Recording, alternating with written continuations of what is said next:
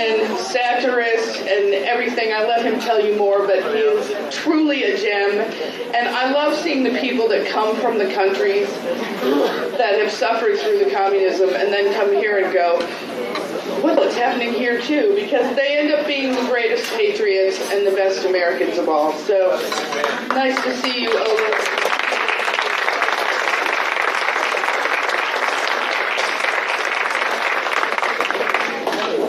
That was a great introduction. Thank you very much. Yeah, you're welcome. I had a great warm-up act from Governor Perry, so that's also nice. Now,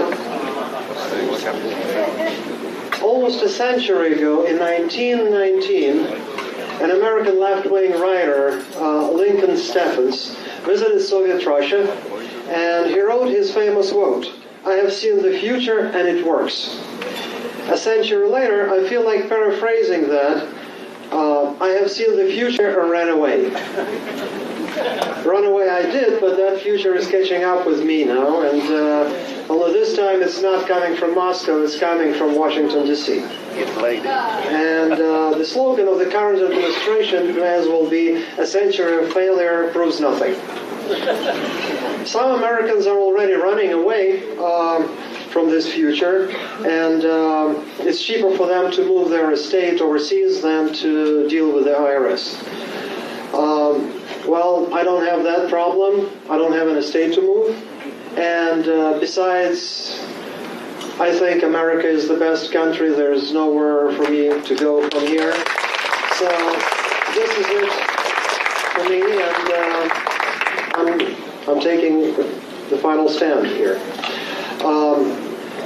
Now, coming to America 20 years ago was like making a jump in time.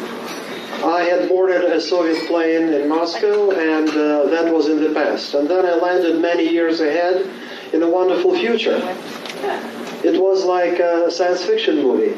America was a very different place, and all this material abundance and all these technological advancements that made life easier and more pleasant. And when I bought a newspaper, I didn't need to read between the lines to know what really happens. And most importantly, people here lived with a lot more dignity. They were not slaves to their government.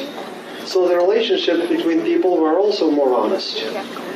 People of different income treated each other as equals.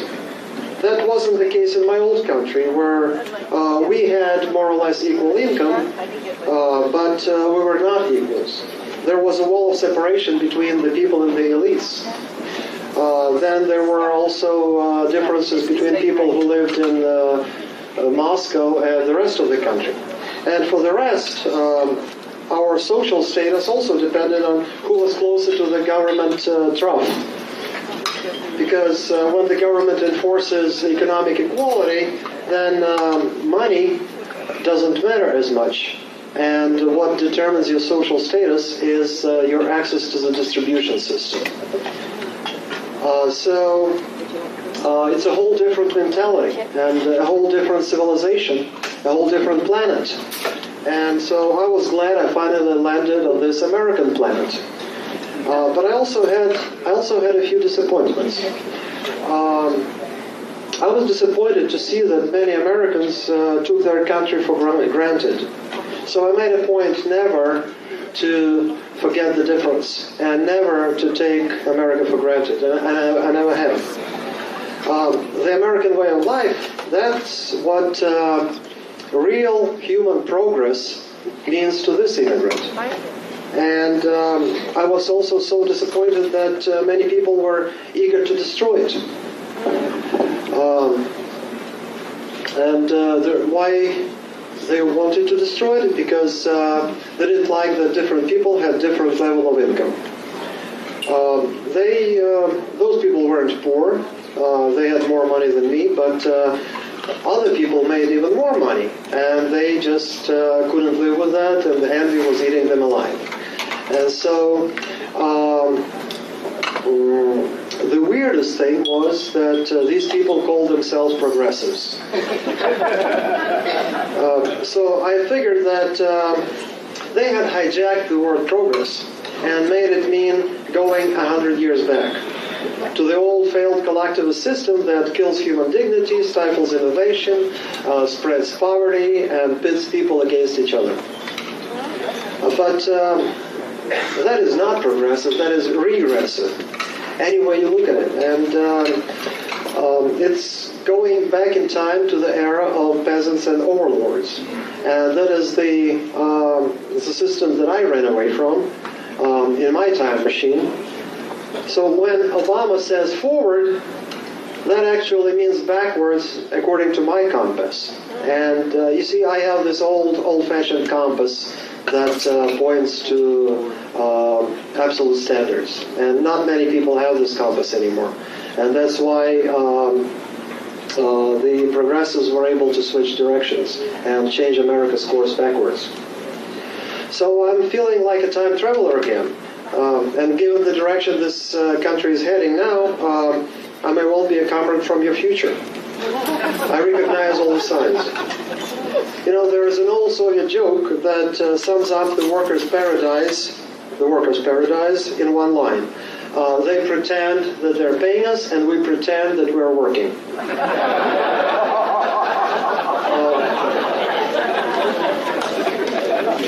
And when free speech is restricted, it is getting replaced with underground political jokes.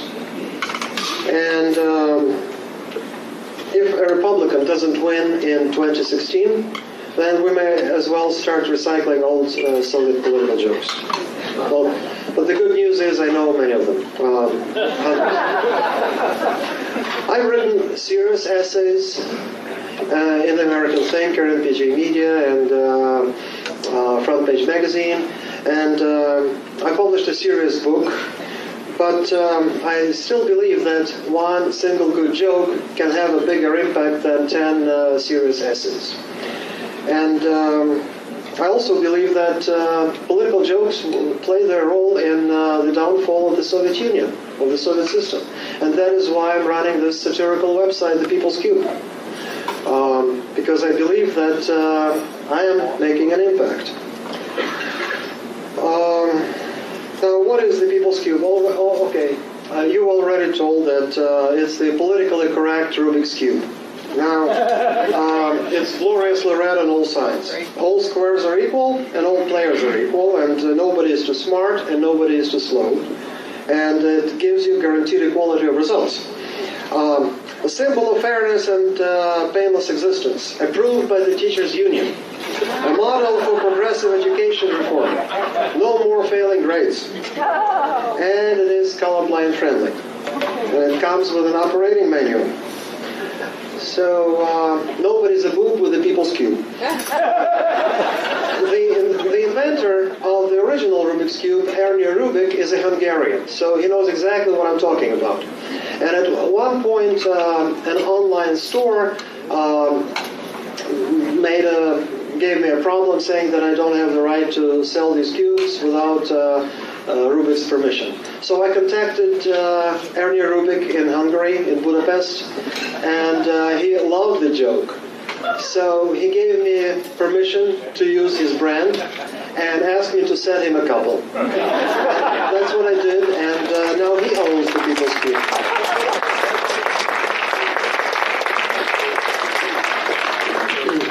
Now, the Cube is not all what the website is about. It's basically like a magazine of spoof news, and it's kind of making a parody of the left. We're exposing absurdity of the left by taking their own language to the extreme. And we write under the slogan, we cure weak liberalism with strong communism. So it's like a Stalinist Politburo. And Rush Limbaugh on his show called The People's Cube the Stalinist version of The Onion. We have contributors from all over the States and even some other countries. Now, sometimes, you see, well, life has a nasty habit of imitating satire. And so life imitates the People's Cube all the time. And sometimes the stories that we write about become true, unfortunately. And sometimes also people it gets so close to the reality that people think it's true and start forwarding our stories to others. Just recently, Snopes.com debunked 2 of our stories in a row. One was about Rosie O'Donnell making a tattoo of the ISIS flag on her behind to protest American imperialism. And another one was about Michelle Obama taking down the portrait of Lincoln and other American presidents to replace them with the pictures of Obama's dogs. So they were debunked as not true. All right. So sometimes parodies do become real news, though. And one thing I discovered when I first came to America is that not all Soviet jokes worked in translation. And the problem was not even the language, it was the fact that many Americans had no life experience of totalitarianism. They did not know the absence of freedom of speech and how people feel about that.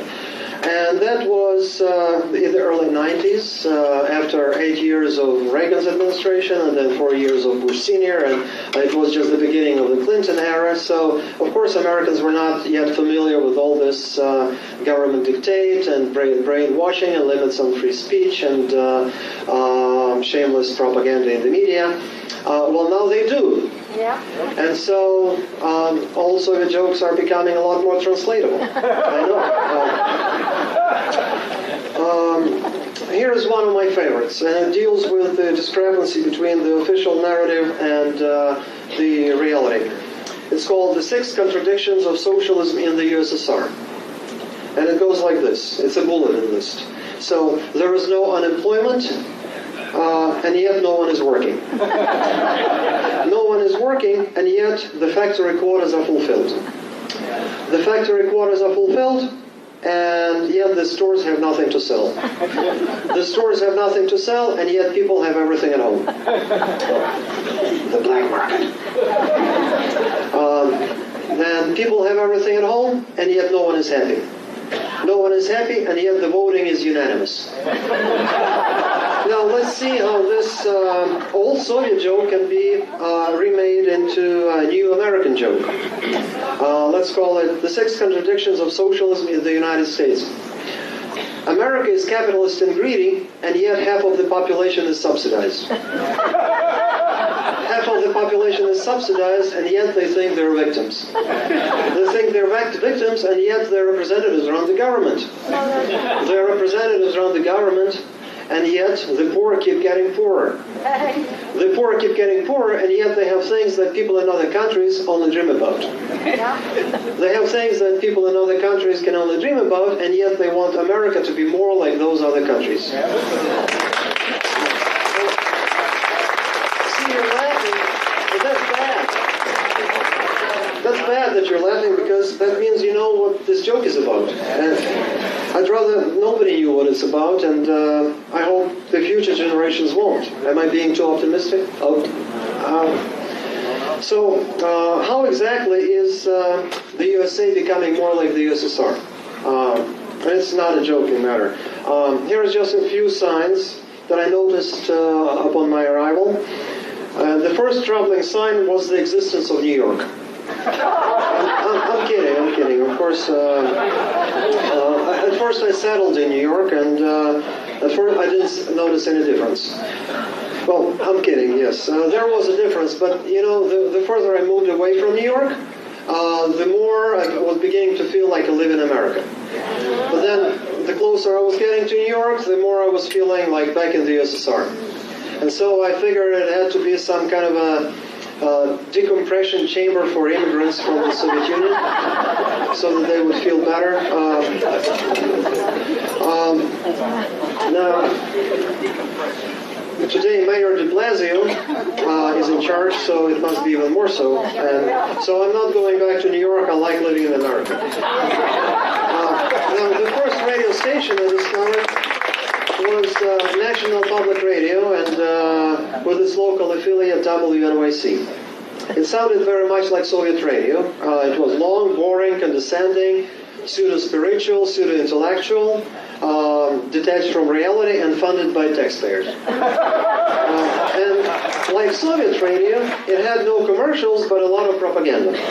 So I figured it had to be some kind of a transitional project for Soviet immigrants too. Another thing I realized that whoever pays controls the content, and that I'd rather suffer through commercials on the Rush Limbaugh show. You know, at least he doesn't take his talking points from 1-800-Flowers. Now, another disturbing sign that I was just about every critically acclaimed book or movie was exposing the evils of capitalism. All the villains were rich business people, U.S. military, or the CIA. And all of the heroes were the leftist activists or anti-corporate outcasts, ACLU lawyers, or victims of American foreign policies. And in other words, building or defending this country was somehow criminal. I couldn't understand why America's creativity was so one-sided, because when I worked in New York, in New York corporations, that was... they were full of these bohemian-looking people who were working as temps and spent their days writing novels and screenplays on the work computers. And those novels and plays were all about evil corporations, a menace to mankind. And that wasn't their first-hand experience. It was just some Marxist cliches that they were regurgitating. And at some point I told them that, you're biting the hand that's feeding you. And they stopped liking me after that. Now, that's just another set of contradictions. Without capitalism, there would be no Hollywood. And yet filmmakers hate capitalism. And yet they sue for unauthorized copying of their movies. And yet on screen they teach us to share. And yet they keep all their millions to themselves. And yet they tell the world stories about America's poverty and depravity. And yet they blame the resulting anti-Americanism on conservatives. And yet conservatism ensures the continuation of a system that makes Hollywood possible. These things just write themselves. Another sign of creeping socialism is the language of crisis, struggle, and sacrifice. Now, in the USSR, we lived in perpetual crisis. Everything was a war, a struggle, a battle for wheat, or a war for productivity. And there were also lots of heroes. Heroes of war, heroes of labor. And they fought for production quotas, they struggled against weather, they sacrificed themselves and others for the bright future. And have you noticed that American politicians no longer merely do their jobs, they struggle, they fight, they sacrifice, present company excluded, of course, because Rick Perry did talk about a sacrifice, but that was about the military, and it's a completely different thing, because the military do live in a situation of crisis, and they do sacrifice. But what the progressives do is they bring the language of sacrifice and fight and war and crisis into the civilian existence. And that is what is wrong with this picture. Obama's biggest talent is turning every nuisance into a crisis. It's like he has a paper cut, and it's a paper cut crisis. That's it, I'm raising taxes. Except when it is a real crisis, like the southern border, then it's just a nuisance. So, with every new crisis, we sacrifice more things. We sacrifice our money, comfort, jobs, opportunities, health insurance, liberties. And this isn't like a tax return. They're not giving it back to you after April 15th. I mean, the government never sacrifices back. That's it. It just takes. So have you ever thought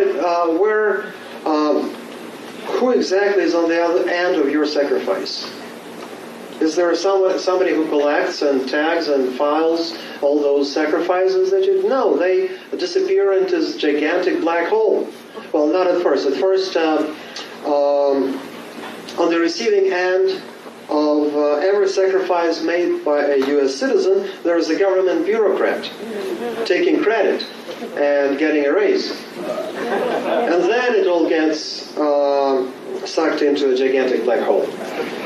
So, now let's see, how much more, Laurie? Do I have a little more time, or no? All right,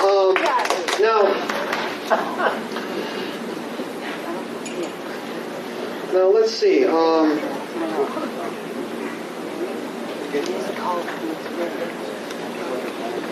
I know an old lady who prays God, asking God every day to open Obama's eyes on what's going on.